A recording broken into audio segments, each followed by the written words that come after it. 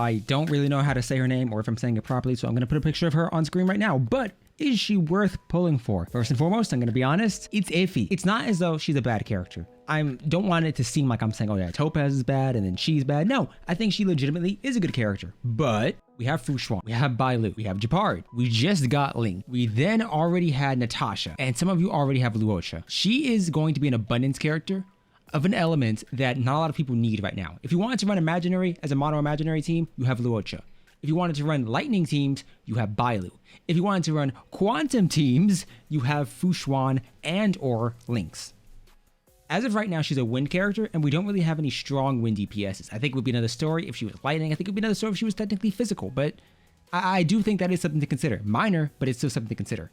Second, we also have a lot of characters who can do their jobs pretty well. We don't have any issues with Lynx. We don't have any issues with Natasha, realistically speaking. Lynx has AoE cleanse, Natasha has single target skill-based cleanse, you have Bailu with the revive, you have Fushuan with the preservation, and essentially buffs that compensate for the lack of damage ignoring that Japard gives you. And then you have Luocha, if you want to heal and attack and remove debuffs. And I understand that HuoHuo can be a good character. I understand that she could theoretically have the healing of Lynx with the AoE cleanse and all that. It's great, perfectly fine. I understand that she could theoretically have the energy regeneration of a Tingyun, and we all love Tingyun. But the problem is, I think, we aren't really in a position to where we need all of that. You have your healers, they're built up more than likely, and you like them. And that's perfectly fine. I really hate autoplay. But I do think that HuoHuo is going to face difficulties because if she was just a pure Harmony, she'd be perfectly fine. Individuals would pull for her because you know she's going to be a buffer and she's not really competing with anybody safe for Bronya, as at least in terms of 5-star capabilities. But the slots that she's taking up in as an abundance, most people don't run an abundance character and a Harmony character, or an abundance character and a preservation character, I mean. And so if she's fighting to be on the same team that a lot of you are already using, she's competing with Lynx, she's competing with Fushuan, Japard, and so on. That's fine. But the buffs she has to offer as a 5-star unit have to make it worthwhile to take out somebody else. If you're taking out your preservation units, then she has to either provide more buffs than your Fushuan, which is much more difficult if your Fushuan is E1, or she has to provide enough buffs to compete with and make up for the fact that Japard gives you the ability to ignore all damage, essentially. And that can be a tough thing to offer. And if you do want to keep your preservation unit, then you have to consider who she's replacing. Is she going to replace your Tingyun? Is she going to replace your Pela with the defense down? Is she going to replace your Yukong? It's very difficult to manage. If she has, let's say hypothetically, she has the buffs or is equivalent to a Luocha, she's great, she's cool. But at that point, my question would be, is it worthwhile to pull for that character over pulling for Eidolons on characters you already have, or just more heavily investing into them? Because she is competing as a 5-star. The top tier 5-star Harmony character, or the top tier Harmony character in general, is a Bronya. She's great. Your healers right now are great. I feel like she would have had more value had she launched before Lynx, before or even with or beside Luocha. But as a wind character, we don't have any wind DPSs to slide her in that mono elemental team. So if you wanted to run Silverwolf with somebody and that team has a HuoHuo, she is gonna have a bit more difficult time applying the correct weakness, which is a slight thing to consider. Once again, I don't think she's going to be bad. I just think that as of right now, she's in a position to where we have so many good characters, or so many characters that perform their jobs well enough to where considering a replacement or considering a character who's strictly there just to give you energy, which looks like she's going to do, is kind of a tough choice to make. Because being blunt here, I know energy is great for a lot of people, but energy isn't the be-all end-all. Just because you can have energy doesn't mean you realistically will prioritize that over the attack buffs that a Tingyun and the damage percent buff that a Tingyun can give you, or the additional targeting priority that a Lynx can give you, or maybe you prefer the crit rate and crit damage buffs that a Fushuan can give you, etc. There's so many different options right now in the game, and all of these options are good, that HuoHuo is gonna be, I think, of a tough sell.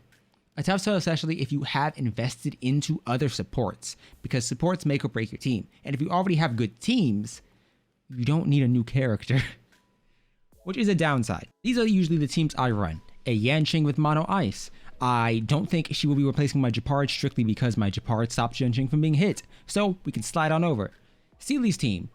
Any non-quantum character will mess up a Silverwolf buff, and usually these two are paired together.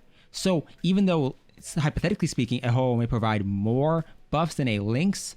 I much prefer my Lynx just to keep the mono elemental theme going, and because it increases the likelihood of Fu Xuan being targeted over a Sealy, because if that's the case, I don't want Sealy to be possibly debuffed. Looking at Blade's team, yeah, you could run that. You could theoretically slide out your Bailu and then slide in your HuoHuo, and you get additional energy and you get the healing. Great. And Silverwolf would apply a wind weakness more often.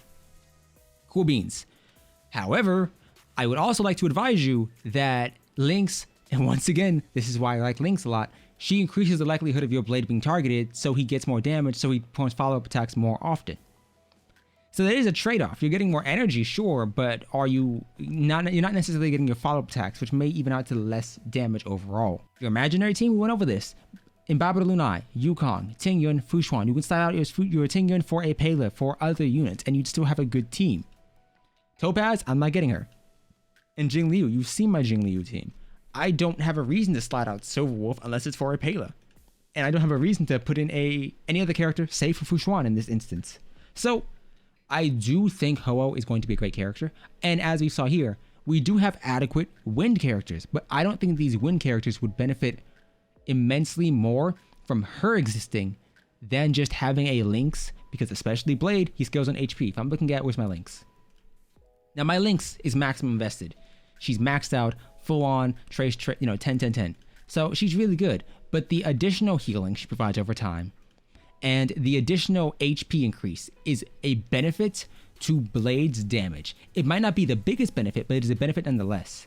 And then additionally, you have the additional healing damage, the cleanse, and the fact that she has so many options in terms of getting her energy up. The effect resistance is nice. So Lynx is a good character for the one good, or at least widely used, wind damage dealer in the game.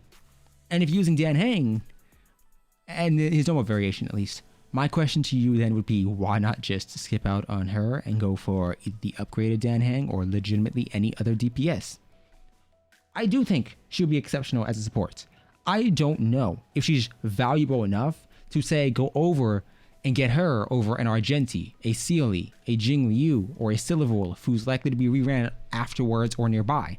That's the problem she's facing off against. She's facing off against a very stacked abundance and preservation roster to the extent to where it's very difficult, and it's going to be a tough sell to make, saying, hey, get this new abundance character, even though a lot of you likely just built an abundance character, even though a lot of you likely have multiple abundance characters.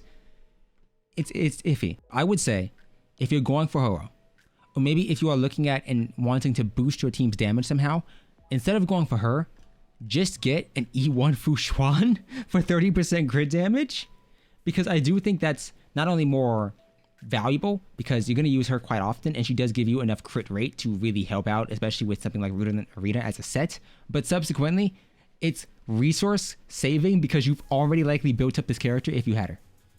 Now, I'm not saying she's a replacement for a healer. What I am saying is that you likely already have a really good healer, and it comes to a certain extent to where if you deal enough damage with enough characters, you will need less healing. For instance, my Jingliu team, even though Jingliu kills her teammates, relies on Fu Xuan entirely to keep everybody alive, and that's perfectly fine because my Jingliu does enough damage to get me through pretty much any scenario. And that's something to consider. But either way, tell me your thoughts down below. We'll be pulling for her, we'll be skipping for her, and either way, subscribe. And I'll see you next time. Goodbye.